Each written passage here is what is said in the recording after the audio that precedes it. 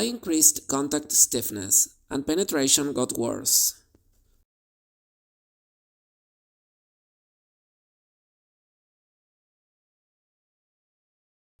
I tested 3 configurations in my implicit solver.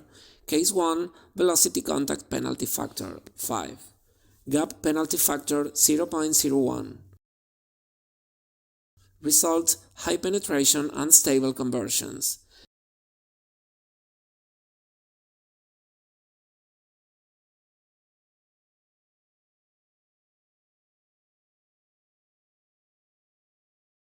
So I tried something simple. I increased the gap penalty. Case 2. Same velocity of stiffness, gap penalty factor 0.05. And nothing changed. Penetration was still there.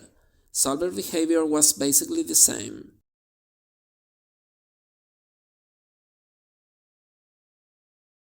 Then I tried something different. Case 3. I reduced velocity penalty from 5 to 0.1 and increased gap penalty to 1. And this time, everything improved. Conversion stabilized, penetration decreased, the contact started behaving correctly. At first, this made no sense. Why would reducing stiffness improve contact?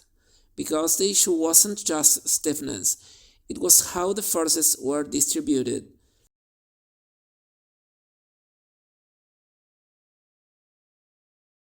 In the first cases, contact was dominated by velocity enforcement.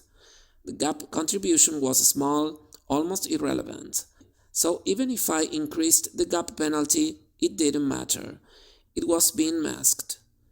In the third case, that changed. Velocity contribution dropped, gap contribution became dominant.